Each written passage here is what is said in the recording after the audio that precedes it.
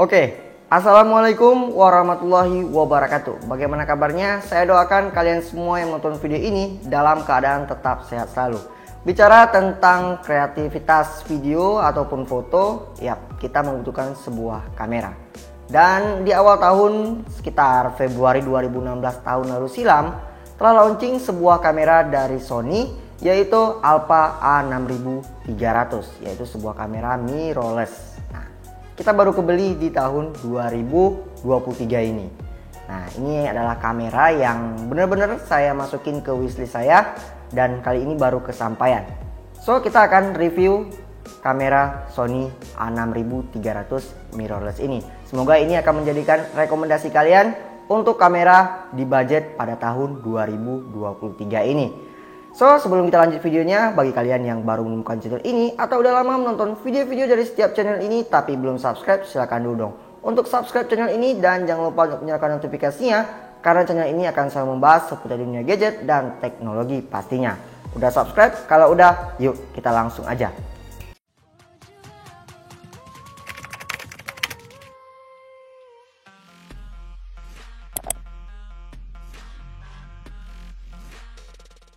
So, sebelum saya jelaskan apa-apa aja yang terdapat pada sebuah kamera Sony A6300 ini, kita disclaimerkan dulu bahwa saya bukan banget yang expert banget di dunia multimedia, apalagi sebuah kamera seperti ini. Tapi kita akan mengulik apa aja dan bagaimana impresi saya setelah menggunakan kamera Sony A6300 ini. Oke, mulai dari segi harga dulu. Ini saya beli yang paketan kit ya. Jadi Sony A6300 kit dengan lensanya. Kita pakai lensa Sony ya 16-50 mm ya, untuk buat video seperti ini one man oke lah ya, atau vlogging udah cukup cocok. Nah, jadi untuk harga satu kit ini Sony A6300 itu sekitar 10.500.000 dan mungkin kalau yang body only itu sekitar 9 juta karena ya lensanya hampir 1,5 juta juga walaupun 16-50 seperti ini. Jadi ini udah full kit. Oke, untuk soal detail yang terdapat pada Sony A6300 ini mulai dari viewfinder. Nah, memang sih untuk viewfinder udah banyak di kamera-kamera mirrorless lainnya. Tapi ya ini, kalau kalian beli yang Canon itu yang M5, M10 itu bahkan belum ada untuk viewfinder ini. Jadi kalau kita mengharapkan sebuah layarnya aja kalau lagi di luar ruangan kayak lagi produktivitas video itu kurang mengganggu aja, apalagi dari kecerahan layar yang memang kurang pas aja gitu. Saya lebih lihat di bagian viewfindernya, jadi lebih bagus, apalagi udah ada stabilisationnya, kalian bisa lihat. Oke, kemudian ada untuk detail lainnya sebuah layar. Nah, layarnya itu untuk Sony A6300 ini udah bisa dibuka seperti ini, di tilt. Nah, jadi saat pengambilan view angle yang long ataupun yang ke bawah itu kalian jadi lebih mudah untuk melihatnya untuk bagian layar seperti ini. Nah, jadi dia cuma bisa dibuka seperti ini, belum bisa di tilt ke samping. Mungkin ya kalau bisa di tilt ke samping, kalian tahu sendiri ini kamera yang di launching di tahun 2016. Harganya juga cukup terbilang affordable. Untuk detail lainnya yang kita dapat di sini terdapat beberapa port ya, mulai dari port charging, port HDMI sampai dengan audio extern. Jadi ya kalian bisa mengandalkan audio extern kalian, bisa kalian colokin ke portnya yang tersedia di sini.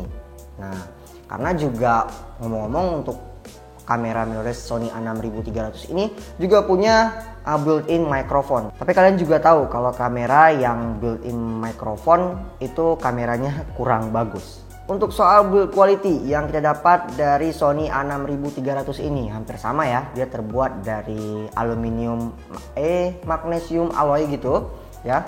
Jadi dia aluminium metal gitu. So bodinya cukup compact. Nah, dia punya dimensi itu sekitar 12 dikali 6,6 dikali 4,8 cm. Yang punya berat itu sekitar 361 graman aja. Cukup terbilang compact ya. Bodinya itu cukup kecil banget. Tapi di sini ada yang mau saya notice dari Sony A6300, yaitu sebuah gripnya yang terlalu dibuat kecil banget seperti ini. Terlihat pendek banget. Jadi kalau kita bawa seperti ini, pegang seperti ini, jadinya ya takut aja lepas gitu. Kamera ini cocok banget buat produktivitas saya dalam sebuah videografi. Tapi Sony A6300 ini nggak menutup kemungkinan kalau kalian bawa untuk sebagai fotografi. Yap, gimana sih spek yang diberikan dari sebuah Sony Alpha A6300 ini? Oke, mulai dari keunggulan yang pertama, dia punya 24 megapiksel. Ya, 24 megapiksel udah cocok banget kalian videografi ataupun fotografi. Salah satunya adalah dia punya sensor yang cukup bagus di kelasnya, yaitu pakai tipe CMOS dengan format APS-C yang dapat menjangkau dalam kondisi yang minim cahaya ya, yang dapat dihandle seperti itu. So ya, walaupun ada kata-katanya kabar kalau full frame lebih bagus untuk soal jangkauan yang lebih luas dibandingkan dengan tipe APS-C seperti ini. Dengan 24 megapiksel, Sony A6300 ini punya keunggulan yang lebih bagus dibandingkan dengan kamera di sekelasnya seperti ini. Yap, dia punya format perekaman di 4K pada 30 fps atau frame per second. Ya, di bawahnya yaitu kalian bisa setting Full HD up to 120 fps atau frame per second. Jadi ya udah bagus banget. Walaupun 4K nya masih 30 fps, saya aja masih buat video di 1080, yaitu sekitar 60 fps aja. Karena kalau saya paksa untuk 4K mungkin, apalagi sekarang banyak ya yang nonton video saya itu pakai HP sih kayaknya. Karena juga kalau saya buat yang 4K itu nggak terlalu signifikan perbedaannya dengan Full HD. Kalau di smartphone palingan perbedaannya ada di laptop ataupun PC layar monitornya. Kalau kita ngomongin soal ISO dari Sony A6300 ini, yap, dia mulai dari 100 sampai dengan 51.200, asalkan kalian pakai lensa yang mumpuni untuk mengextend ISO sampai dengan 51.200. Mungkin kalian penasaran dengan hasil fotografi ataupun videografi dari Sony A6300 ini. Perlu diketahui saya masih pakai lensa yang standar ya. Tapi untuk hasilnya lumayan bokeh lah hasilnya. Oke, hasilnya itu kayak gini.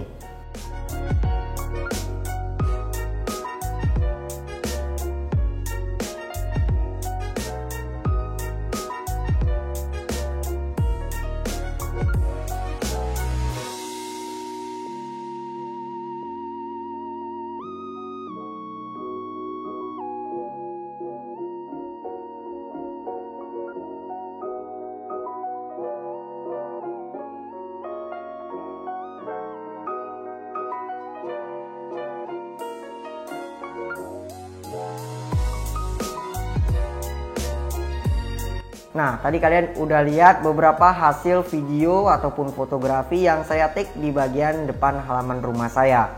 Autofokusnya udah bagus banget ya, udah cukup bokeh walaupun hanya dengan lensa yang standar seperti ini. So iya, Sony membilang autofokus mereka adalah autofokus 4D autofocus yang punya jumlah 425 titik untuk face detection-nya. Keluarin budget kit seperti ini 10.500.000 udah cocok banget ya untuk soal autofokusnya. Apalagi kalian bisa maksimalkan autofokusnya ini pada 120 fps. Jadi lebih smooth aja untuk soal autofokusnya. Oke, setelah kalian tadi melihat beberapa keunggulan dari Sony A6300 ini, apakah terdapat beberapa pertimbangan untuk kalian beli Sony A6300 ini? Jawabannya pasti ada dong. Oke. Yang pertama pertimbangannya yaitu adalah soal baterai. Kalau saya lihat sih baterainya itu sekitar kapasitasnya yaitu 1020 mAh.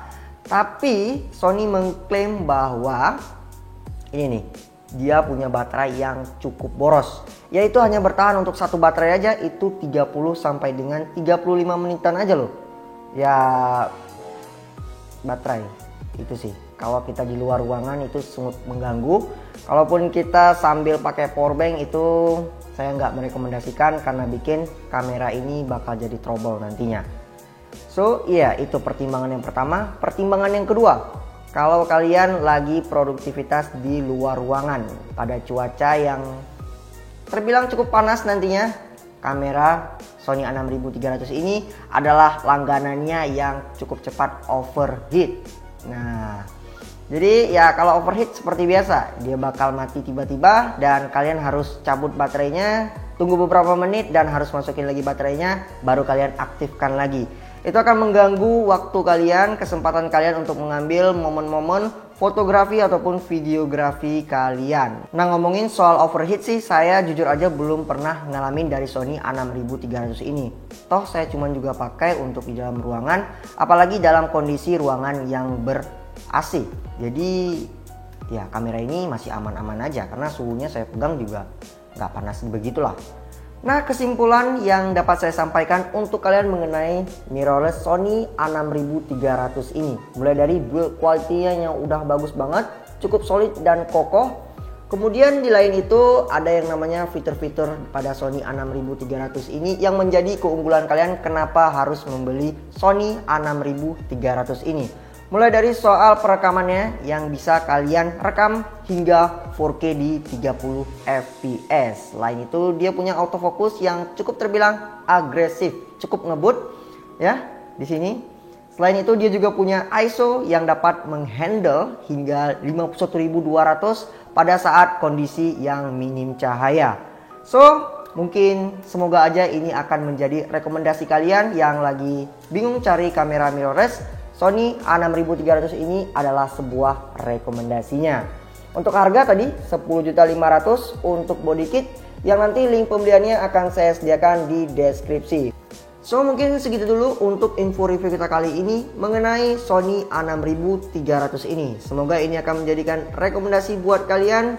Apabila ada kesalahan tentang info review kita kali ini, kalian bisa langsung tulis di kolom komentar yang nantinya akan kita jawab bersama-sama. Seperti biasa, kalau kalian suka dengan video ini, silahkan like video ini. Kalau kalian merasa video ini bermanfaat, silahkan share video ini ke teman-teman kalian. Jangan lupa follow sosial media kita. Dan saya Devi Padanda, selaku host di channel ini, pamit undur diri. See you on the next video. Wassalamualaikum warahmatullahi wabarakatuh. Bye-bye.